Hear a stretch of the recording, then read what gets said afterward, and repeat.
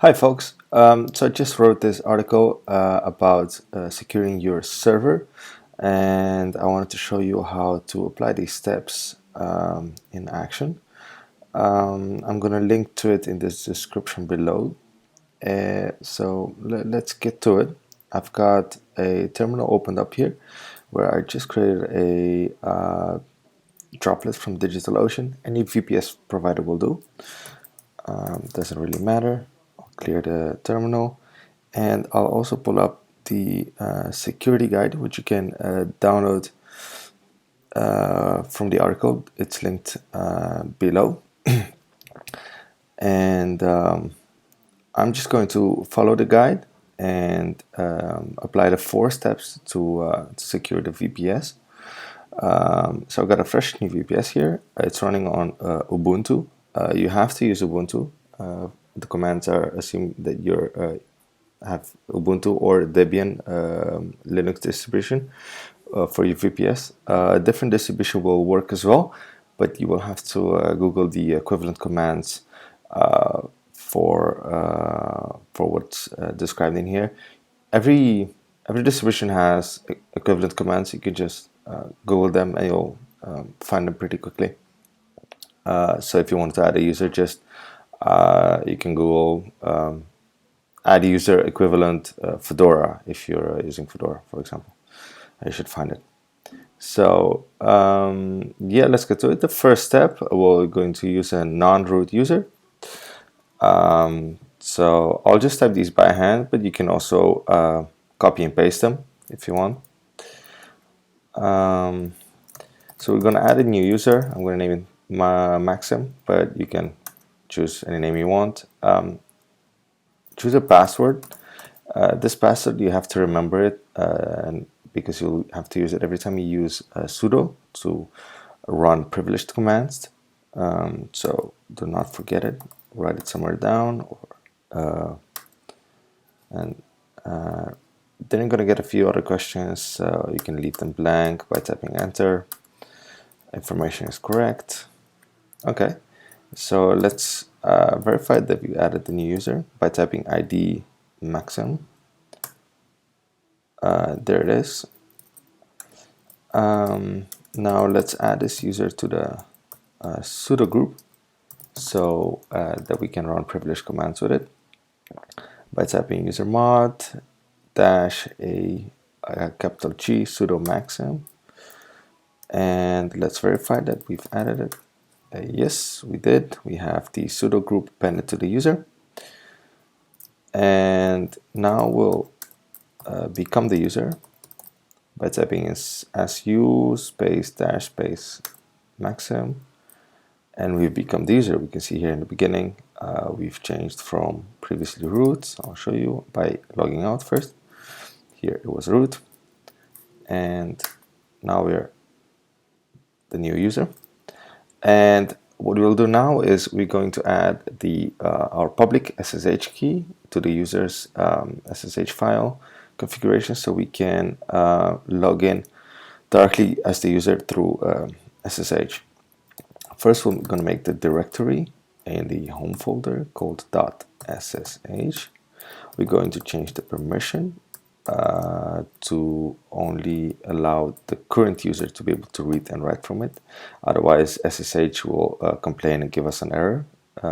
It's quite nitpicky about file permissions. And now we're going to simultaneously create and open an authorized _keys file with the nano editor. So here we have the nano editor. And now in here we need to paste our public SSH key. So I'll just open a new terminal session. I'm going to go to my, I'm already in my home folder, but I'm going to go to the SSH folder, and I'm going to use pb copy and paste the contents of the file where my SSH key is into, yeah, I'm going to copy it. So by default, the public SSH key lives in the .ssh file folder, and the file name is id_rsa.pub, and I'm copying the contents of that file with pb copy into my clipboard, which we can now paste with Command or Control V. There we are. And I'm going to press Control X to quit. I want to save the file. Yes, enter. Here we are, and let's see if we indeed have saved our key into the file by printing its contents to the terminal using the cat command. Yep, there we are. That's good. And we're going to modify the permissions of this file as well, to only be able to read and write from this own user. Okay, there we are. Let's verify we can SSH into the new user and that everything worked correctly. Into the new terminal, type SSH, and I forgot the IP of the, here we are, of the server. So you just type in SSH, your username at, and the server IP. Yep, there we are. Everything works.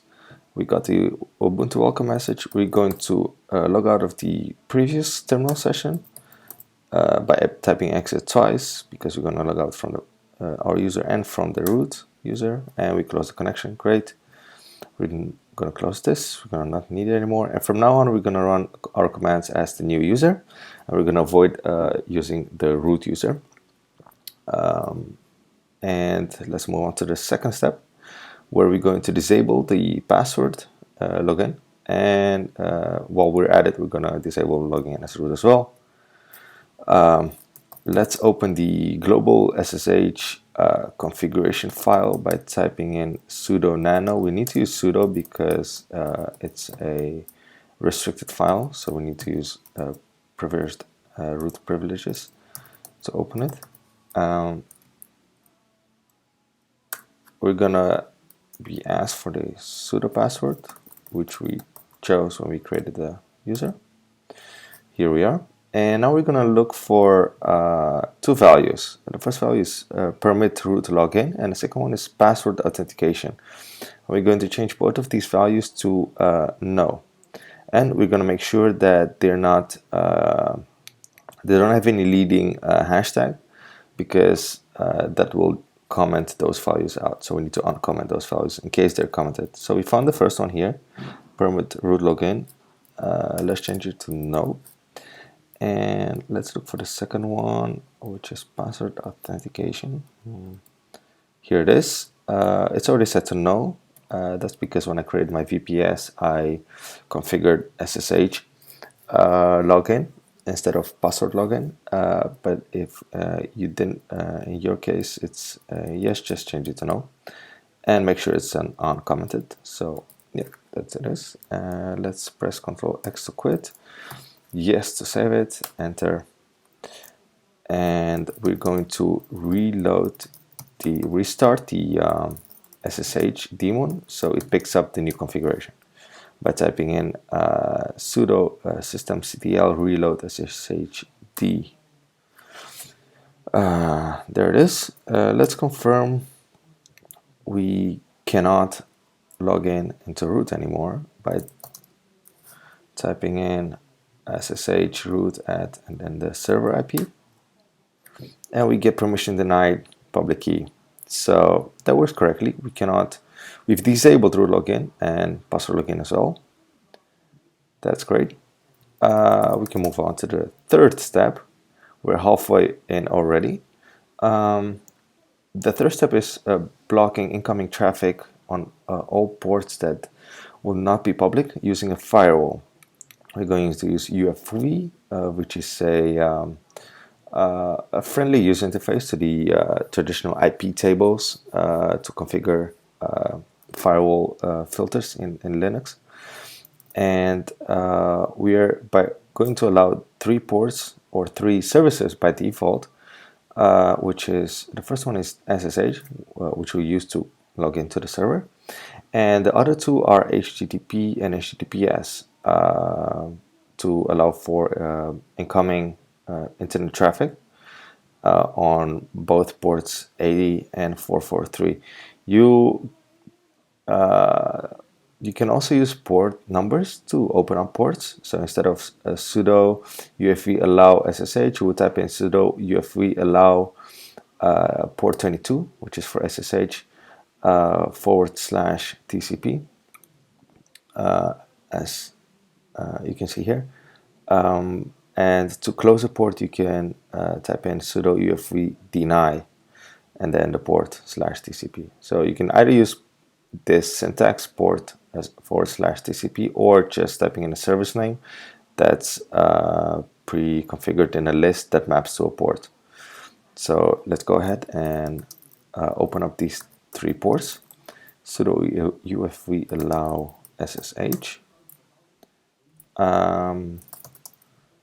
sudo UFV allow HTTP, and sudo UFV allow HTTPS. There we are. We've got 2 records for each command because the first one is for the standard IPv4 format, and the second one is the rule for the new IP specification, the IPv6. And nothing's happening yet until we enable the firewall. So let's do that. Sudo UFV enable, and we're going to get a warning that it may close our existing SSH connection. But we don't need to worry about that because we already opened up SSH. So let's type in Y and enter. And we can see the firewall is active and enabled. Let's confirm that by typing in sudo UFV status. And here we can see it's active and we have 6 records. We have 1 record for each of the ports for the IPv4 format, and then duplicates for the version 6 of the IPv standard. So yeah, everything is great. We can move on to the last step. And the last step is enabling automatic security updates for the packages installed through the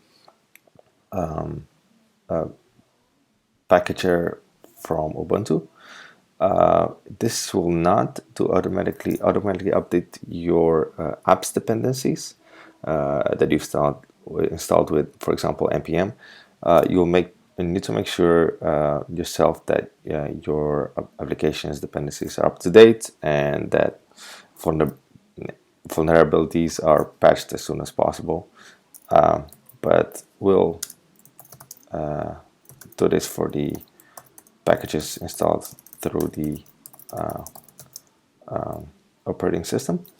So we'll type in sudo dpkg -reconfigure --priority low.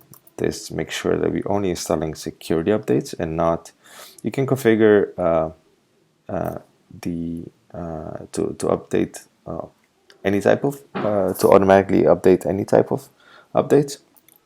Also major versions, but since we don't want to introduce any breaking changes, we'll stick to security updates for now, and then unattended upgrades, which is the package that will automatically update, do the automatic updates for us.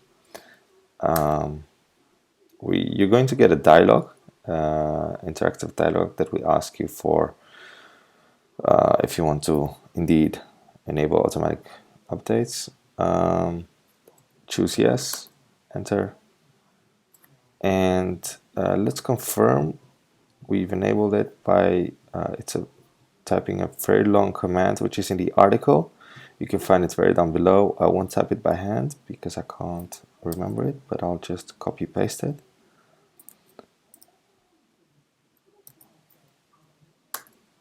And if you get a 1 over here, if you get this output, then it means automatic updates are enabled. So yeah, with this 4th step, we're all set.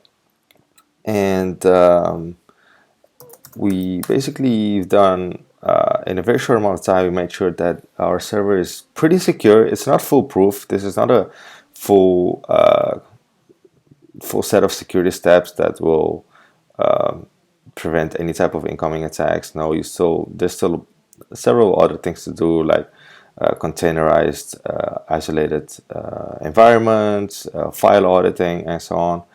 but these are the basic steps, the kind of the housekeeping steps that you want to do every time you create a new VPS to make sure that it doesn't get compromised within hours of creating it. And it's just a same default, basically. So download this guide and use it as a reference every time you create a VPS, pass it around, and yeah, if you're following all these steps, then you may pat yourself on the back by being a good citizen of the cloud and preventing your VPS from becoming another member in a vast amount of botnets that are being used by intruders every day to cause denial of services attacks and so on. So that's it, folks. Thank you for watching. See you next time.